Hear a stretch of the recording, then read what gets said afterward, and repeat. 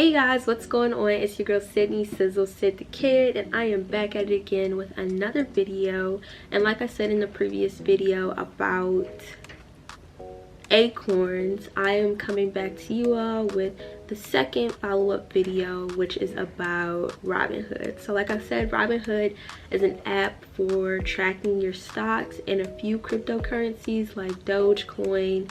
You can track Bitcoin, but you cannot purchase Bitcoin, and you can track Ripple, but I don't believe that you can buy Ripple. They can also track Ethereum, but nonetheless, outside of that, you can track all the rest of the stocks within the stock market. So like I said, I will go ahead and share my screen with you all. And as you can see right now, I'm still new to investing.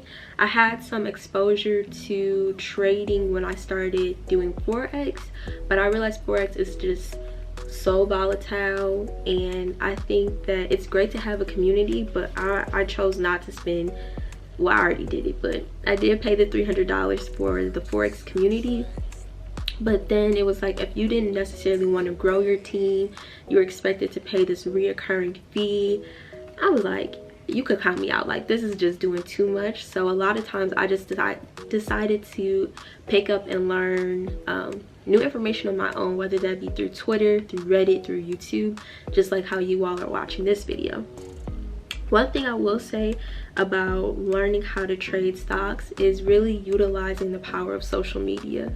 A lot of times we feel like because we're on social media, the information that we're receiving isn't accurate, which can be true sometimes, but at the end of the day, when you think about the stock market, everybody wants to eat, everybody wants to win. So you just have to find the correct community for you. One of my favorite YouTubers is Chris Sane. Like, he posts videos daily, and I'm talking like 7 p.m. you already know he's posting something about the stock market. He's dropping content, dropping questions, dropping lingo that's going to keep you up to date on what's happening. So like I said, Robinhood is a very interesting platform right now. In my opinion, it's the easiest to use, but right now it's in a position where they've really kind of they've given the consumer or the retail investor the short end of the stick, because, for example, like, let's go to GameStop here. When GameStop was back on the rise, right, back a month ago, as you all can see here on the left hand side of the screen, they ended up shorting the stock, making it so that people could no longer buy the stock, they could only sell it. And if you know anything about the stock market, that's pretty much illegal. Like, the SEC doesn't allow brokers to say, hey, like, you can't buy this stock, right? Because that's not fair. Meanwhile, hedge funders and the people with millions and billions of dollars, they can dictate how they want the market to go. Another thing too is with Robinhood, people were leaving horrible reviews on the App Store, and I don't know if it was Google or Apple or whoever, they came back and deleted all those reviews and comments.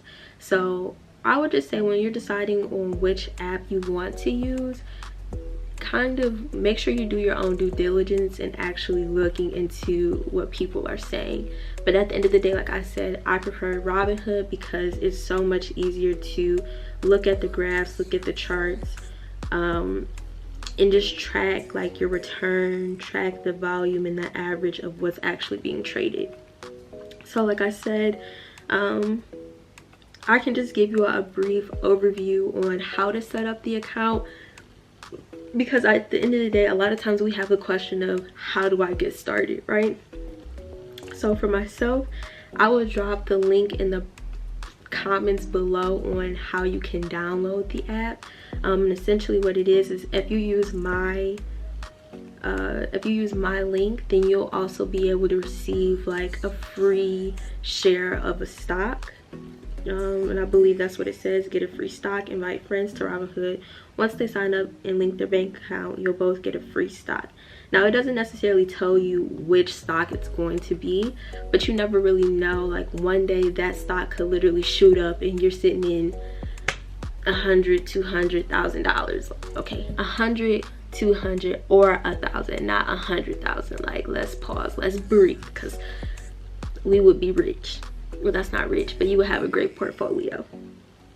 Boop, boop, boop, boop.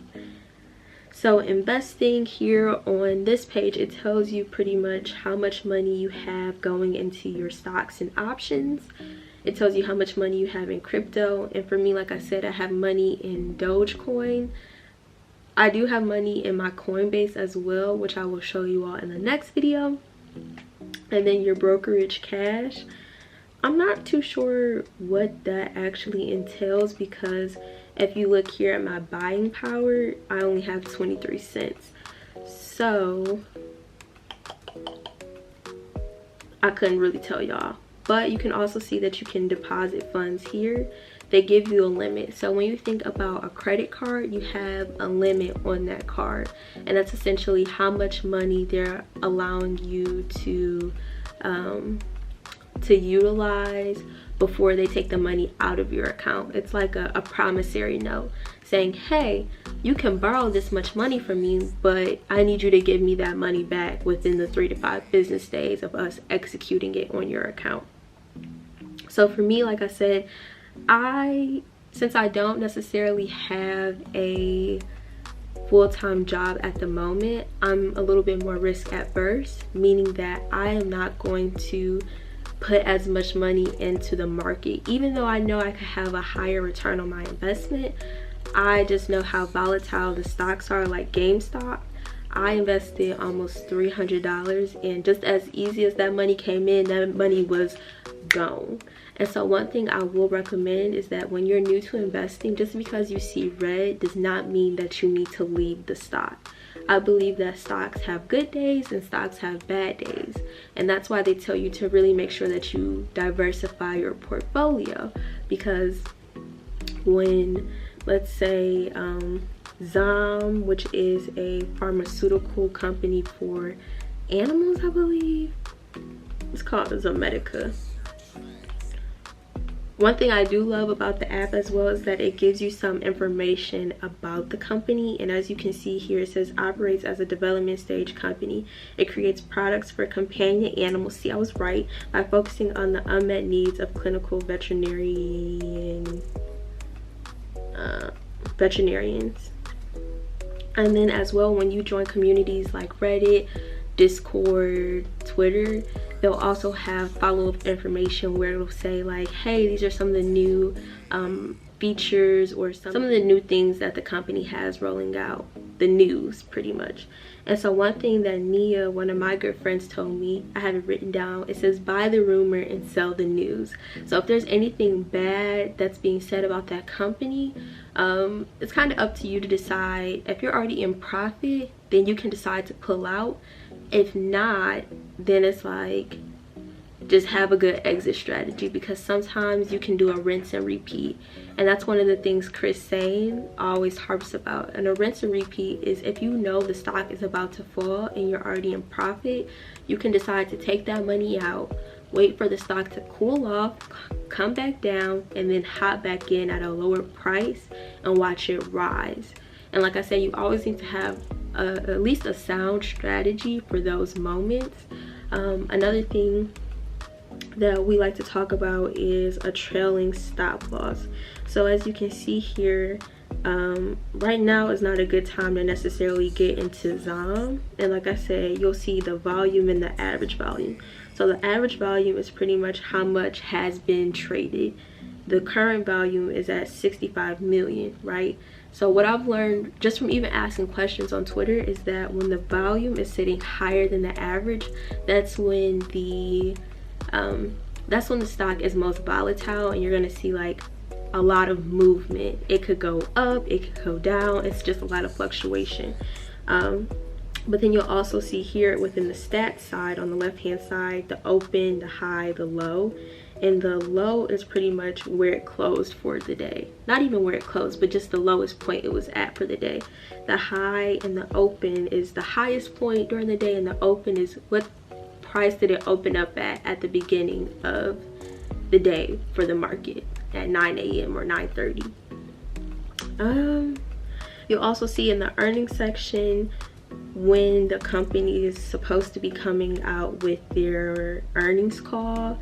For some companies like penny stocks, it's really irrelevant. Like, yes, it's beneficial. A lot of times you'll see as well, pre-market, before their earnings call, that the price might drop significantly, and that's because people are selling.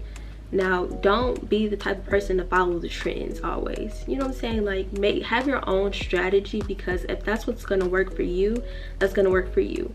If you decide that, dang, I'm gonna follow this upward trend and it's rocketing to the moon, right? You're literally trying to run after a train that's already left the station, and more than likely you're gonna fall in the tracks, right?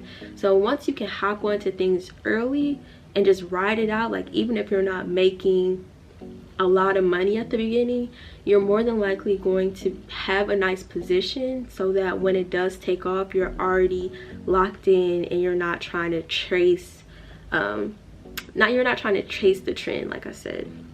So here I'm just going to show you all how to buy a stock. So like I said, I only have 23 cents in my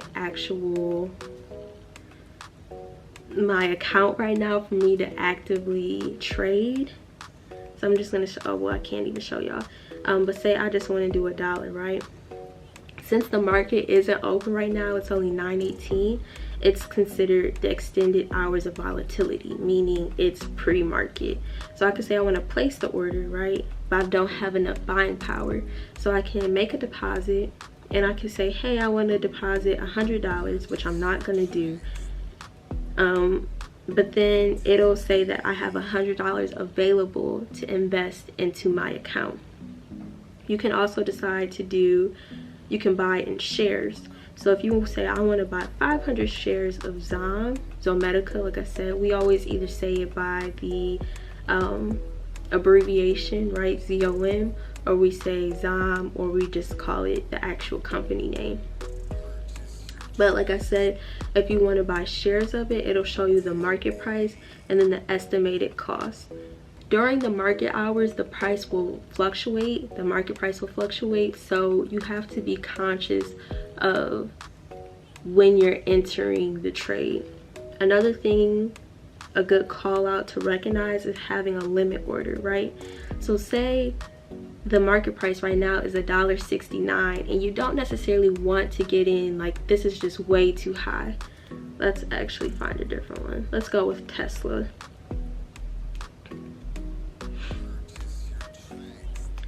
Say right now Tesla is actually sitting at a low, right? It had a huge sell-off because Elon Musk said something in the news and people were like, oh my gosh, like let me go sell. But a smart investor knows that this Tesla is going to reach $1,000 at some point. Who knows when? But if you look at the 3-month and the 1-year graph, you'll see that it's grown so much within just the last year alone. And if you think in your head that if I get out of Tesla and I can find a new entry point, you're going to lose the trade, because it's like a pump and dump.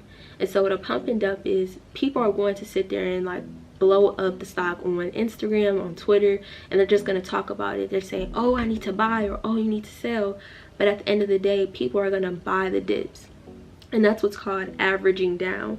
So as you'll see here, and I would never average down on Tesla because it's already worth so much, but buying the dip is essentially when the price comes down, you can put more money in so that you can buy more of that share, right? So for myself, I have almost a share of Tesla, right? So since it's come down a little bit, I added just a little bit more because like I said, I don't have that much to purchase. But right, I started out at $100 and I've consistently just added a little bit to this pot. And as you can see here, my return on investment has been probably like $10. Actually, I've lost $17, right? But like I've said in the past, because it's gone up and down, when this thing shoots up, I'll be at $20, I'll be at $30. Like, I'll have made money even though it looks like a loss. But one thing to know is just because it looks like a loss does not mean it's a loss until you decide to sell. Once you execute the trade, then you'll have lost that money. right? Kind of like with GameStop. I was down $270, and because GameStop is on its way back up, it's like I'm grabbing that money as I'm going, but now I have to make the decision to say, hey, am I gonna let the stock rise so that I can be in profit, or am I gonna take my losses or break even at zero?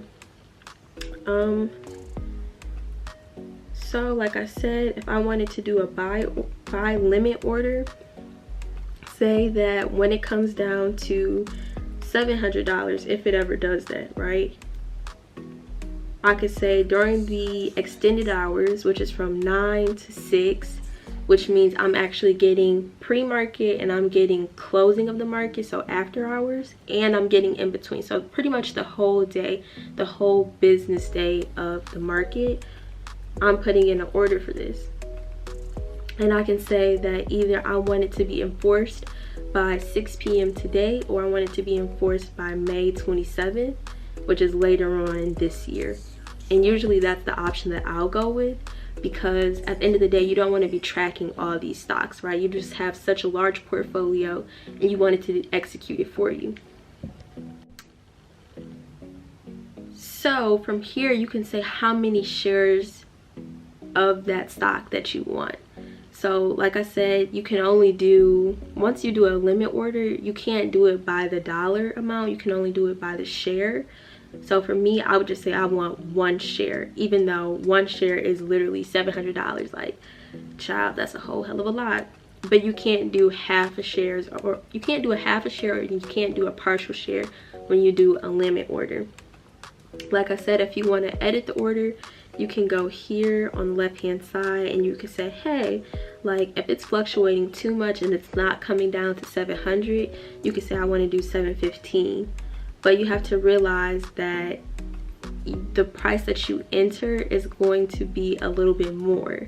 So you have to be able to have that much money in your brokerage cash or in your buying power, or you're gonna have to add from your bank account. And so like I said, once the graph or the stock, right, comes down to that price, kind of like how it did here, it would then execute my order. And like I said, Tesla is definitely on its way back up. People are just kind of like, they have moments of uncertainty where they're like, oh my god, like let me take my profit and run. And so a good thing to do as well, and this is kind of like the last thing that I'll show you all, and of course if you want me to come back with follow-up videos to show you my own progress and what I'm doing with my accounts, then I can do that. But I am not a financial advisor, so if you start messing up and you were like, oh, I listened to Sizzle, don't do that. Like, make sure you do your own research and move accordingly. So the last thing I would say is the selling limit order, right? So you could say when it hits $700, oops, if it comes down to $700, I want to sell 1 share, right? Now like I said, I don't have 1 share of Tesla, so I'll use something that may, let's say AMC. And I think this is a perfect one to use because I'm definitely trying to get out. So I have 14.7 something shares available of AMC, right? So I'm gonna say I'm gonna sell 10 of those shares. Once it hits, ooh, hold on, just kidding. Okay, so I'm gonna say this is my limit price, right? Once it hits $15, because that's when I'll have broken even, right? $15.52 is the average cost. That's how much I've paid for these 14 stocks. I'm gonna go to limit order. Once it hits $15 or $15.52, right, within the extended hours between May 27th and today, I want to be able to sell 14 shares of AMC, right? Because then I'll have broken even, like I won't have anything to worry about, I won't have to watch the stock anymore, and I'll be out of the play. You'll also see that the estimated credit will be $217 that comes back to my account. You press review and you swipe up to submit this order. And essentially, like I said, when the line or when the trade hits that $15.52, that is the ceiling price, and that's the price that I'm saying, hey, you need to take my shares out and I'm leaving this stock. There's nothing more, nothing less that you need to do. Like I said, if you want to be able to search different stocks, the one thing that I love about Robinhood is that it'll show you like the 100 most popular stocks that they consistently update daily. They'll show you the most popular cannabis stocks. They'll show you technology stocks, food and drink. They'll even show you news from different media outlets, CNBC, Wall Street Journal. They'll show you the tickers for anything that you pretty much want to see. You have the option and free will to say, like, I want to learn more or look into these other plays. Like I said, the best way to stay up to date and knowing what's going on within the stock market is using Reddit, using other YouTubers, and using Twitter. I mean, at the end of the day, it's up to you. There's so much money out there in the market to be made. You just have to be patient. And that's one thing that I've learned through my, it seems like, I guess it's been a year now, because I started Forex back in May. But just within my 4 months of trading with stocks, you really have to have the patience and mental capacity to say, when something hits this number, I'm going to make the conscious decision and the calculated decision to say, either I'm going to stay, I'm going to leave, and that's that. Like, there is no in between. Another thing I will mention is that you cannot let other people influence your decisions, because this is your money, not theirs. And I know a lot of times we have this like weird obsession with money, but in the stock market, you have to realize that money just does not exist. Some days you will lose money, some days you will make money. So at the end of the day, I hope that you all enjoyed this video about Robinhood. And if you have any other questions or would like for me to show you all some of my other plays and things that I'm doing in the market, definitely let me know in the comments below. I'm always pulling insights from my friends, from other YouTubers, from everybody. So yeah, thanks for watching, and I will see y'all later. Ciao.